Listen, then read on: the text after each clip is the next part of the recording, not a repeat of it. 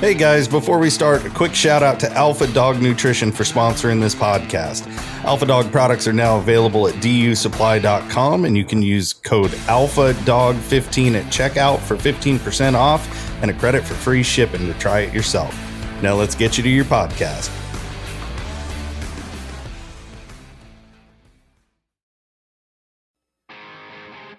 Welcome to my podcast, where we are going to talk about a lifestyle with dogs and throw in a few life lessons along the way.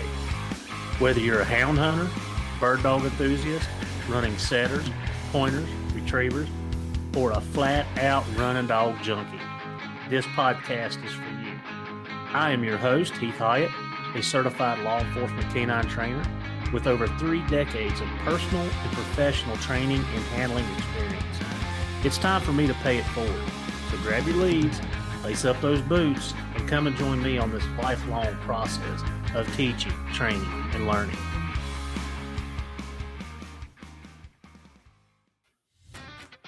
Are you looking to unlock your dog's full potential and give them the best nutrition possible for peak performance?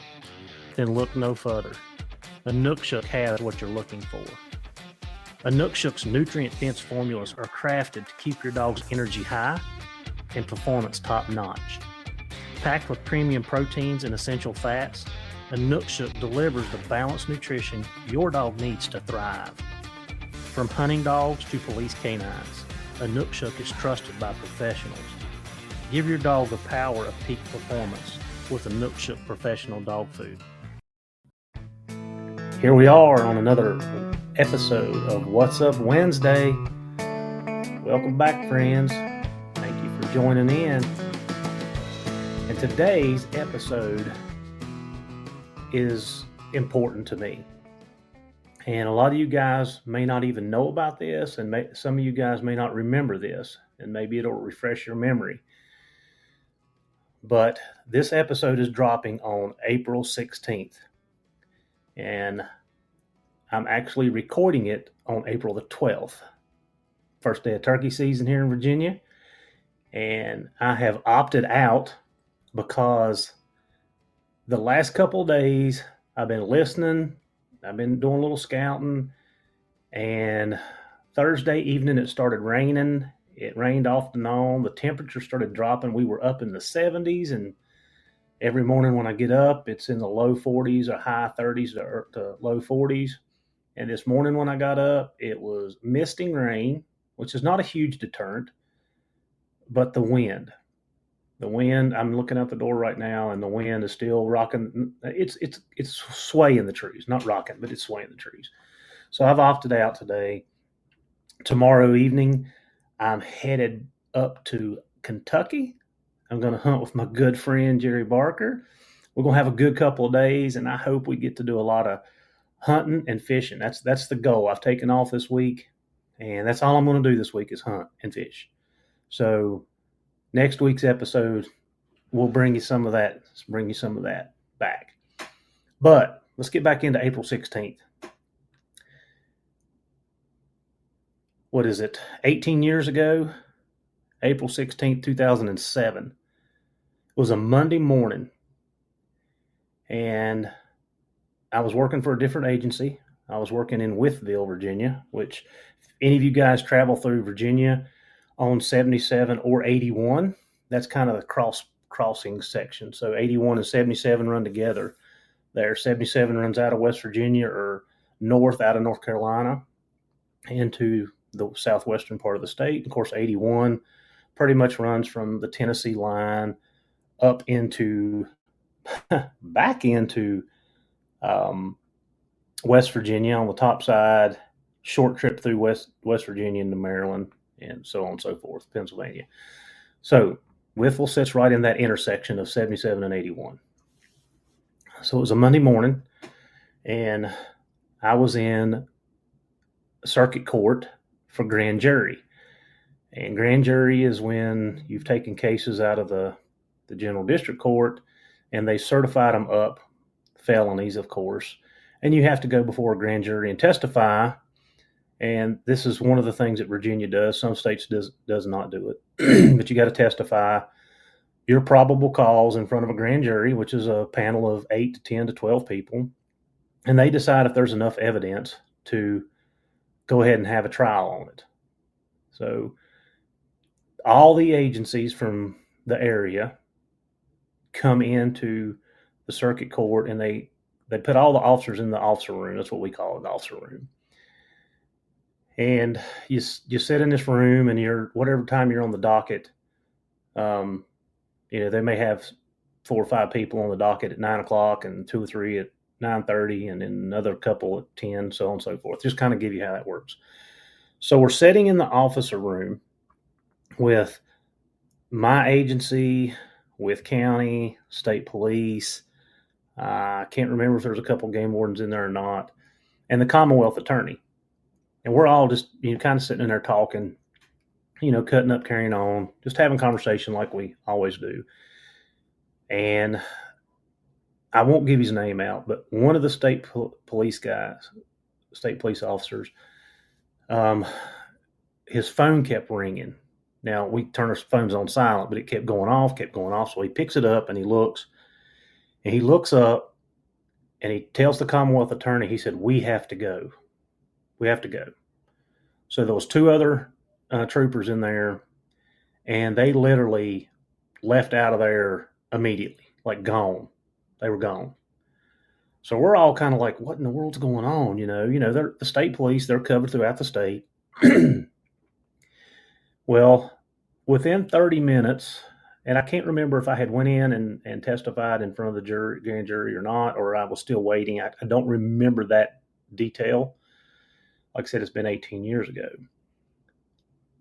But I remember within a 30-minute time period, we got information that there was a shooting at Virginia Tech. So they had pretty much put out a page to Southwest. Division 4 is our state police, and then Division 6 is right beside us, which is Montgomery and Roanoke County, where I work now. So they had put out a page, and those guys, they left. And as the day went on, we were getting information. Now, guys, I have a lot of friends that work at Virginia Tech. I had a few friends at the time that worked at Blacksburg and Montgomery County. I went to the academy with a bunch of guys at Montgomery County. So we're getting this information throughout the morning that there had been a shooting, and everybody or several guys at my agency were like, hey, what can we do to help? Can we go? Of course, we were not allowed to at that point in time. But over the next several days, after the events cleared up, we were asked to come in and pull security for the 2 buildings. So the shooting started in Ambler Johnson, which is a dormitory, and went to Norris Hall, which is a classroom building where it has multiple classrooms in it. And I was staged, or I ended up guarding or standing at Norris Hall. So this was over the next couple of days where we were asked to, actually it was a couple of weeks of this. And we had to give the relief to some of the Virginia Tech, some of the responding officers, Montgomery County, Christiansburg, Blacksburg. Those guys needed it. But anyway, so I spent a couple days tours down there, pulling security, making sure that nobody was entering the building, doing what I could to help. So during this time period, we learned that 32 people were shot, and some of my acquaintances, some of my friends were actually on scene and involved in this, and how it affected them throughout the years. Like I'm almost 23 years in now, and that is I'll say a changing point or impactful point in their career. So listen, 2007, I've only been in the job 4 years. And that was the first serious traumatic event that I had been associated with. But it's more important than that. And I'll tell you how it affects us as a law enforcement community, because the things that some of those guys seen, during that time affected them deeply. Some of them are not in law enforcement anymore. Some of them, still talk about it vividly. Some of them don't talk about it at all. They don't want to bring it back up. And I'm very close friends with several of those guys that was, boots on the ground right there, right then, like when it was going down. But as a law enforcement community, that's just some of the ways that it had affected us and the guys around me. Not so much me, but let's go back to my local community. So one of the 32 people that was killed in that tragic incident was a college student by the name of Jarrett Lane. So Jarrett was from Narrows, my hometown.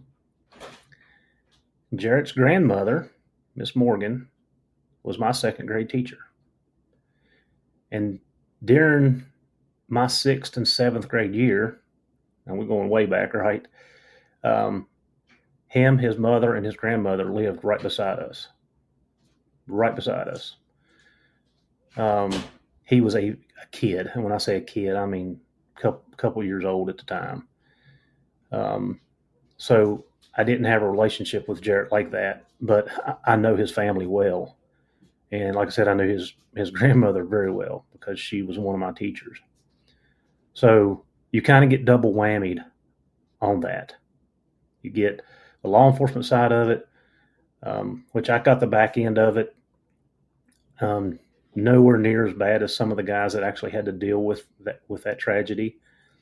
And then on the community side of it, people that are close to us or we know very closely were impacted by that. And to this day, like I said, we're 18 years later. The bridge right below where I grew up, so I'm saying with less than a half a mile from my house, I grew up on the creek. They named a bridge after Jarrett. And my cousin still lives right beside that bridge. Some of my family, most of my family live on that little strip of road.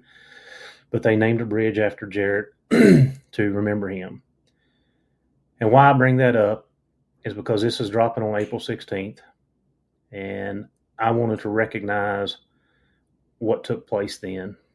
And today, Saturday, April the 12th, at 9 o'clock this morning, they actually had a remembrance run, 3.2 miles for the 32, which Tech Spring Games today, and they have a lot of events over there going on. And anyway, so yeah, that's what happened the day that this dropped 18 years ago on a Monday morning, and it rocked our community. It rocked Virginia Tech's community, and it affected a lot of us in multiple ways throughout. Like I said, some guys are still dealing with that, and I don't think people put that in perspective. But anyway, for the 32, April 16th, there you go. Talking about history, right? While we're talking about history, hey, how many of you guys or girls are running backup collars? So I've kind of been going back and forth with this, and I know that a lot of us have some issues with the Garmin's. Like last year, I had 2 collars that would not keep satellite signal. I could pick up communication, but I could not pick up satellite. And I could reset them. I could unplug the satellite, plug it back in, and it would work for maybe that trip. It may work for 15, 20 minutes, an hour into that hunting trip, may work half a day and go out. Very aggravating. And you guys know I travel some. I was in Canada last year. I go down and hunt with BB and Doug and go over to West Virginia and hunt some. So I gathered up all of my telemetry collars. I gathered them up and decided that I was going to send them off and have them refurbished and use my tracking collars as a backup. That way, at least if my Garmin's go out, I've got that insurance policy, right? So I had put them in a box, and had them ready to ship out, and somebody moved them and put them in the other side of the basement, and I kind of forgot about it. Well, as this year comes, I'm planning some trips again. I hope to be able to travel some and be in several different spots. And I run across those collars the other day, and while I was on the phone with one of our good friends, we got to talking about this. And I was like, I need all my collars refurbished. And they're like, send them to me. I'm like, oh, okay. So all of my collars are Quick Track, right? They're a Quick Track. I was a dealer for Quick Track way back when, and I don't even know how I got started with Quick Track, but that's pretty much what I started out with. A Marshall collar was my first one. I did not like the beep on that thing, and I don't know how I run across the Quick Track collar, but I ended up with one, and then I liked them, and they were lightweight, had a really good signal, and ended up with Quick Track, and I ended up being a dealer for them, and that's when they were in Alabama. But anyway, so we got to talking, and they're like, well, we just acquired that company. We want to start refurbishing and rebuilding and selling these collars again. So I was like, perfect. I got them in a box. I'm shipping them out. So I've already shipped them out. And guys, if you want your collars refurbished, Quick Track especially, but if you have old collars that you don't want or want to try to have them refurbished, send them out to Quick Track, and they will refurbish them, or they'll take them and practice and work on them, and they're going to try to do the whole line of telemetry collars to be able to refurbish them, repurpose them, and so on and so forth. So guys, if you're looking for that, quicktrack.com, and the phone number will be on the bottom, and the phone number is 256-224-8130. And when you make that phone call, you're going to hear a very familiar voice on the other end of that line. So I'm doing it. I know a lot of people already do it. Some people run the double Garmins, and Lord, I can't afford double Garmins for all these heathens that I've got around. But I had all the Quick Tracks laying around. Some of them still work actually, and I've not used them. I got my first Garmin in 2013. So 10, 11, 12. Yeah, it's been 12 years ago. I got my first Garmin in 2013. And I'm still using the same hand, the 100. I didn't use it this year because I upgraded to the 300, but I still have it. It still works. But since 2013, I can't tell you that I've put those Quick Tracks on anything. And I may have here and there. I'm not sure. Maybe for the first couple of years because I didn't have enough Garmins. But so a lot of those collars have been laying around for 10 years or so. And like I said, when I got to checking them, like some of them still work. Some of them, the batteries are gone. Some of them, the little rubber piece that goes around and holds the battery on, it's dry rotted and the magnets fell out. I got two that the antenna's messed up on. So I'm excited. I've needed to do this for 2 or 3 years now, and I have not. So making it happen. So quicktrack.com, call those guys, and they'll get you set up, get your collars refurbished. Buy some new collars if you wish. They're very affordable, trust me. So anyway, just something that I've been working on. I needed to do it, and I got it done. So can't wait to get them back. And they better be in good shape, because if they're not, I'm going after the people that's fixing them. You hear me? So it's only been a week since I recorded, but there's been a lot going on here in a week. Get back to the dog training side of things. So I've been loading my young dogs in the truck, no box, just a bed of the truck, and I think I'd put a video tour up of that. But I mean, they were getting where I had a couple pallets laid out, and I had a tote turned upside down to give them opportunity to get up and down or whatever. And then they got to the point where they were literally just jumping in the truck without the stuff. And I think I even told you on the last podcast that I shut the tailgate one evening, and they went and tried to jump over the tailgate of the truck. So I put them back on the tie out. So I pulled the old truck, the hunting truck out, pulled it down in the driveway, and got them going in the dog box. Now, yeah, this is interesting.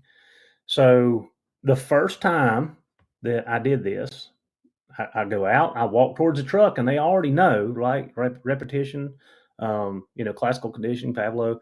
They already go into the truck, and when they get to the truck, they stop. They're like, "Oh, this is a different picture." So I show them the food. I got 2 different bowls, one to go in each side of the box. And this is my big box. This is not a small box, but this is my big box. So I show them the food. I put the food right up out of the reach in the truck. So Abby flies up in the truck, and she goes in halfway and then comes out, and then she goes back, but she don't have to get her whole body in the truck to get to eat. And I'm like, I should have moved that back a little bit. So the other one, I moved back just a tad. Well, it wasn't just a few seconds, minute, I don't know. G, which is the one we called JoJo, which I didn't like. I've been calling her G for some reason. I don't know why. She got a huge knot on her head. I need to call her Knothead. But she went in, and I shut the box, and then Abby went in the other side, and I shut the box. Miles would not commit. He would put his front feet up. He would come back. He would put his front feet up, but he never would commit to jumping in the truck. So what I did is I put him back up. I let them finish their food, and then I let them out, and I put him back out, and I give him an opportunity. Like I went back, put them up, let him have an opportunity, and he never would commit. So we did a few other things. I did some recalls with him. I actually got a handful of food, recalled, fed him, walked off, recalled him, had him come into a hill, which I lured him into a hill, recalled him into a hill and let him eat out of my hand while I was walking. So basically he was walking beside me, healing. I did a few things like that. Not a full, 2 cups of food, but I give him opportunity to make it up. So the second day, now, the second day, I did the exact same thing. I go out, I open the boxes, I put the food a little bit further back, and Abby and G, hold on here a minute. Hold on, I got this wrote down. I wrote it down. So the second day, Miles went in, and I closed the door, no problem, right? So he got to eat his food this time. So it took him a day. Abby and G went in the other side, but they would not commit. They would go in and out, in and out. And I mean, like, they would go in and come right back out, in and right back out. So you got to think about, what the dog's thinking. Like he's in a contained environment. Okay. So this has changed. He's been in an open truck, and now he's in a smaller confined space. So they went in and out, in and out, in and out, and they did not want to commit. So I'm like, okay, I'm just going to leave the truck open. I probably skipped a step. Remember how we talk about A, B, C, D?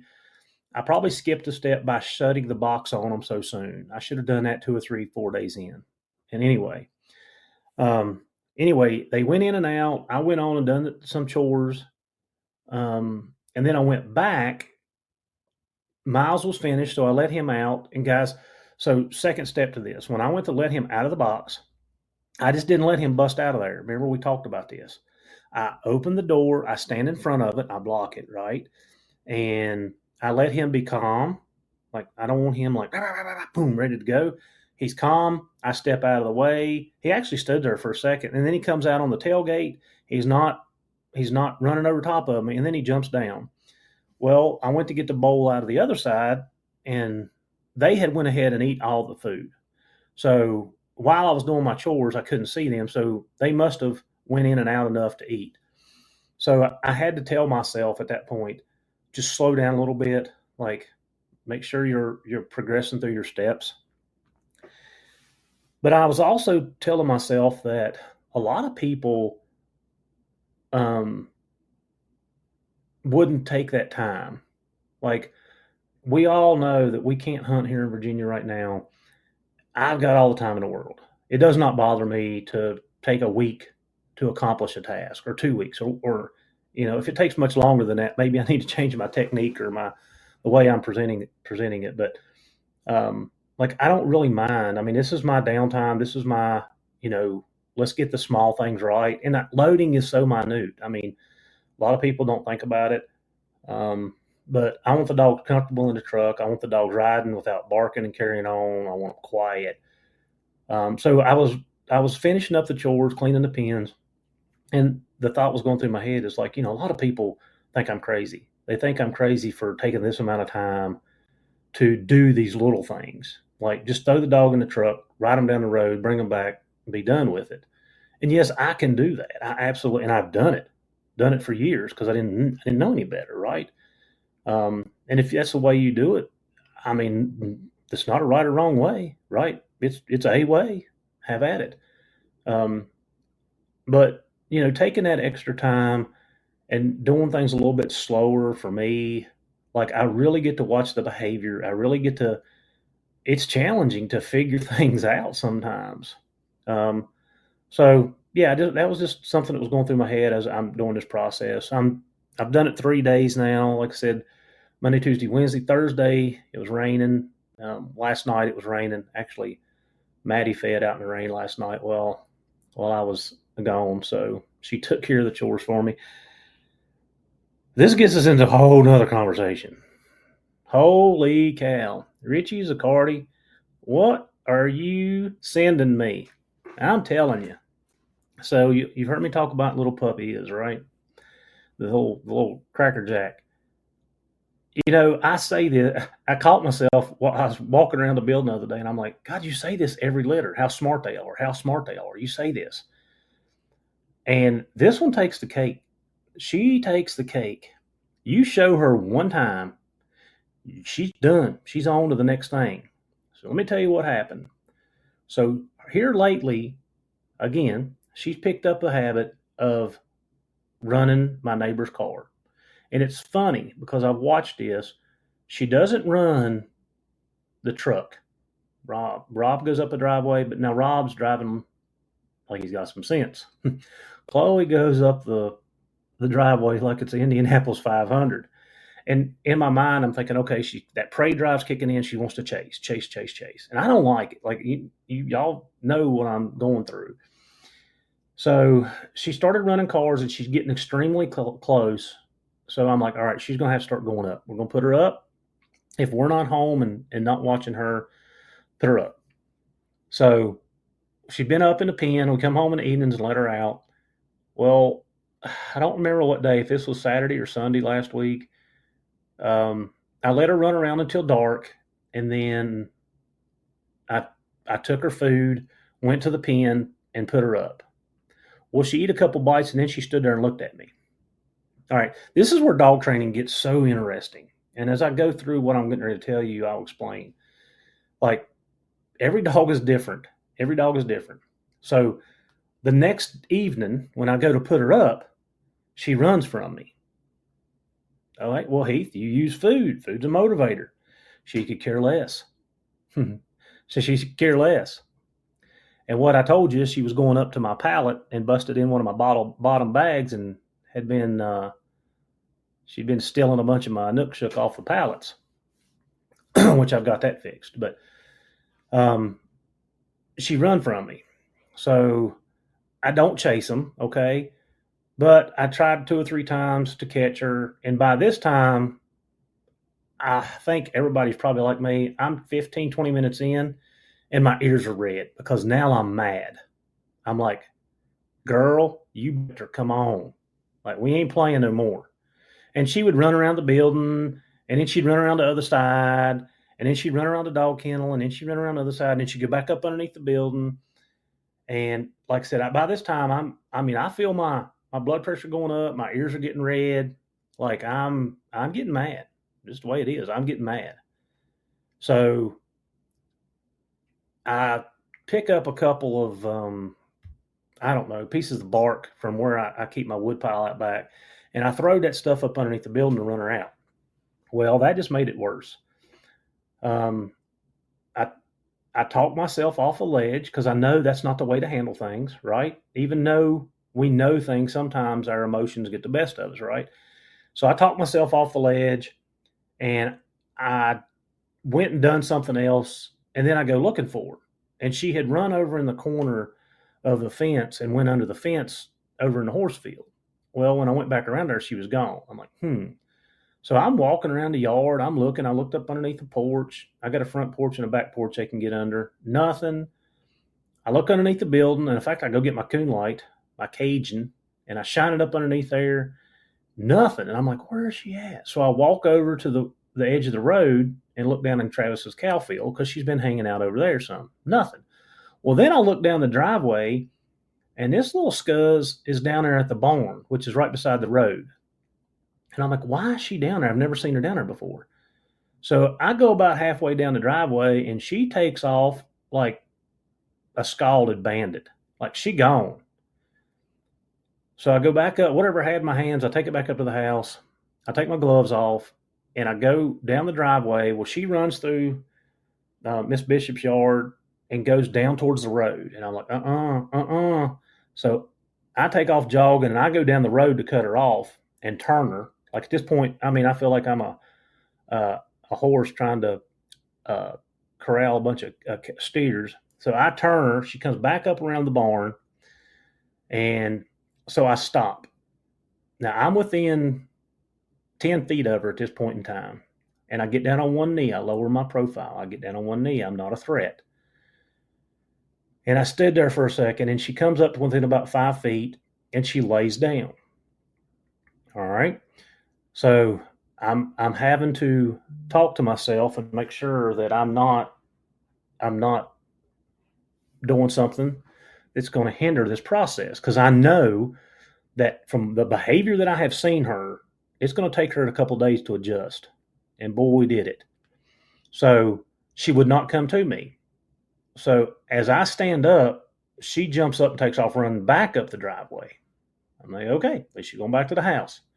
Now, at this point in time, I have told myself, Heath, be very cautious of how you proceed, because your 2 minutes, 5 minutes of frustration and anger, because I was at that point when she was under the building, can cost you 2, 3, 4 a month worth of time if you don't do this right.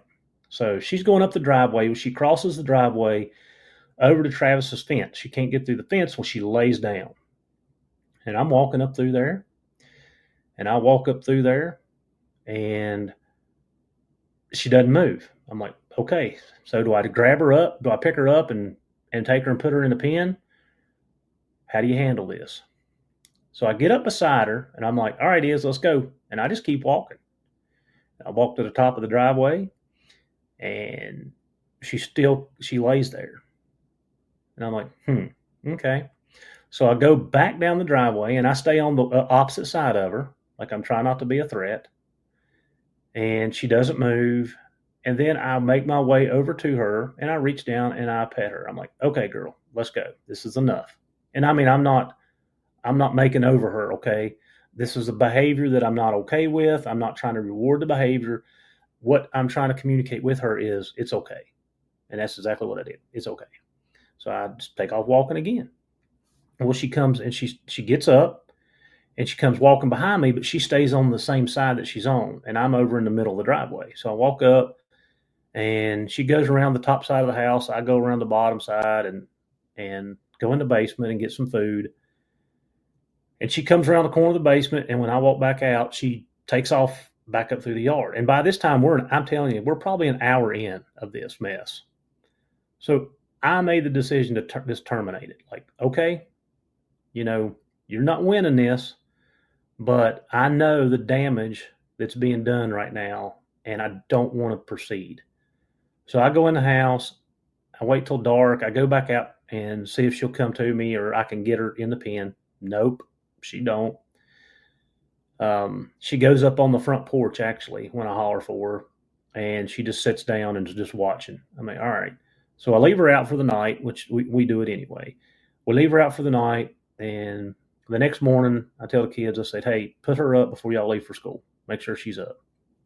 So that's what we did. They had no problem catching her. Okay, it's me. And I've never done anything to her. Like, never.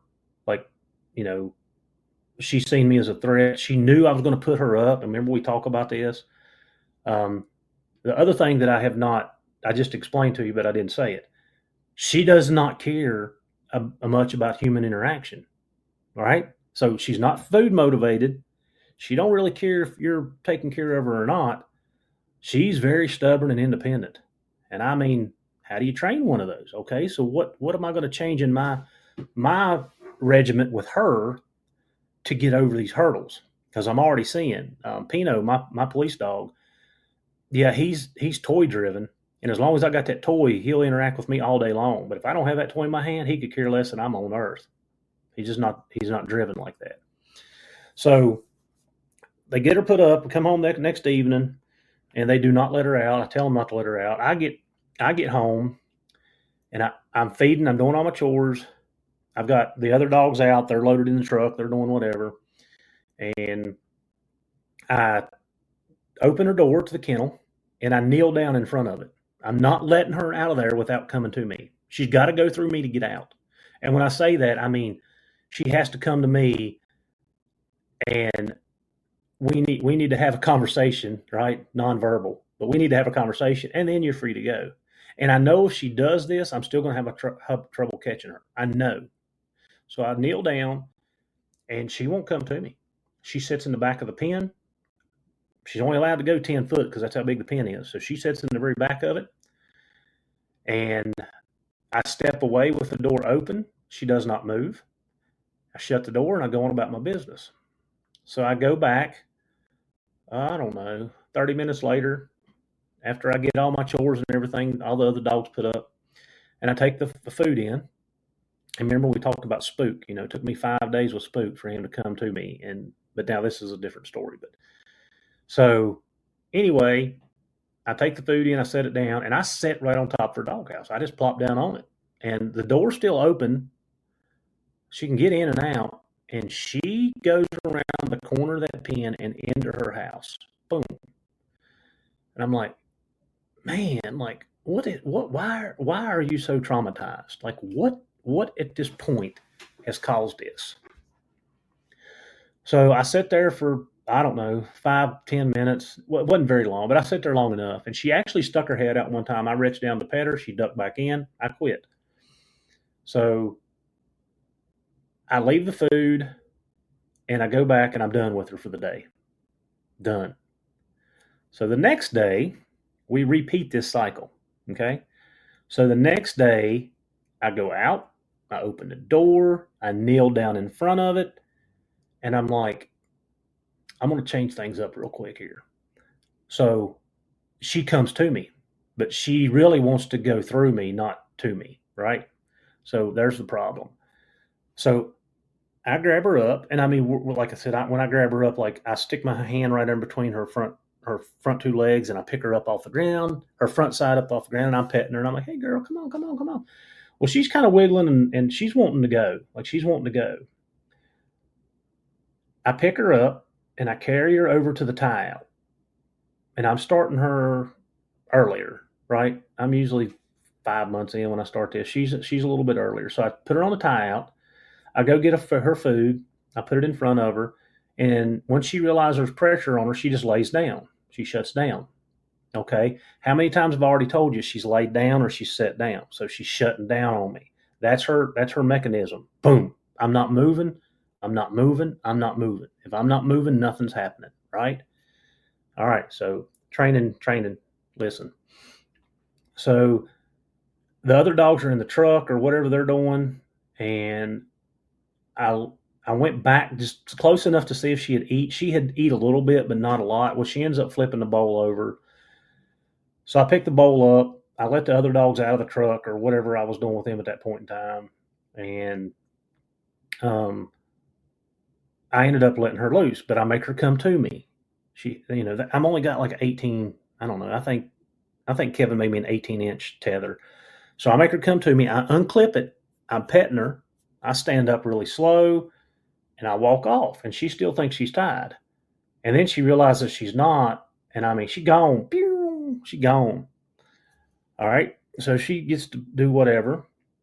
Well, that evening at dark, when I go to put her up, she come to me, and I literally picked her up, took her to the dog pen and put her in it. I petted her, put her in it, and that was done for that session. So the very last session that we had, like I said, before it started raining, is the next day we repeated that exercise. I kneeled down in front of her pen. She comes to me. I pick her up. This time she's a little bit more I don't want to say head. She's a little bit more active. Like she's wiggling a lot more trying to get it because she knows what's coming. Remember, I just said, you show her one time, you better move on to something else because she got you figured out. Like super, super intelligent. And also makes these dogs super, super hard to train. Like, wow. So I pick her up, I take her to the tether, I tie her up. She starts eating immediately. I do my business, whatever I'm doing. I come back, I repeat it. I make her come to me. I unsnap her. Like within half the time, she's out running around. And then we go back to put her up that evening. Can't catch her. She comes within 5 foot of me, and then she'll run. She'll run off. And when I say run off, like I don't know, she'll go 10 or 15 yards. She's not like running like she did the couple days before that, where she went plumb down to the road, which is unacceptable. So I'm having to be very patient with her, and all the dogs, like even the other set, loading them. I closed the doors too soon. They're in a confined area. It's a different environment. It's a different picture. But I'm having to be super, super patient with her, and the intelligence that this pup has is beyond me. Like I'm telling you, she almost knows what I'm getting ready to do before I do it. Even when I start changing things up. Um, so yeah, like super, super smart, super um trying my patience. Like she's trying every patience that I have. But I also realize that I can cause more damage by handling it wrong than if I just slow down and handle it in a different manner. And again, that way may not be the way. It's just a way. It's just what I've decided to back off and try different methods. And if those don't work, I'll continue to update you. Like it's okay. I'll figure. I know enough different ways to do things. I'll figure something else out. Um, but she definitely got under my skin that evening. And I think, like I said, I don't know if it's Sunday or Monday evening, but she got under my skin.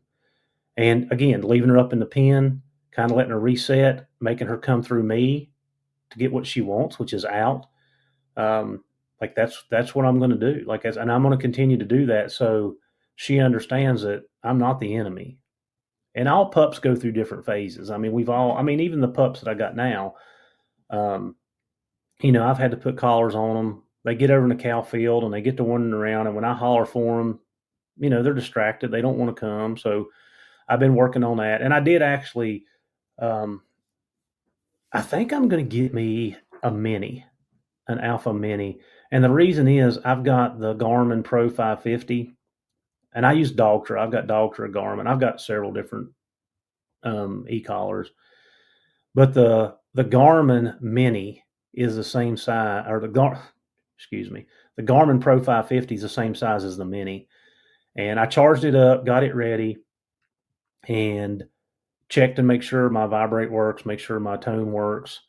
And that's probably the next step with changing some of her behavior. But I want her to understand the behavior before I go trying to change it because I don't want her. She's so smart. Like if I don't do this right, I'm going to do a lot more damage, or I'm going to set things back where it's going to take me a lot longer to fix it. So anyway, there's where we're at, guys. April 16th. Remember that day, and lots going on. Hopefully next week we got some good stuff to talk about: turkey hunting, trout fishing. Man, what a way to spend a week, right? Thank you guys for tuning in to What's Up Wednesday.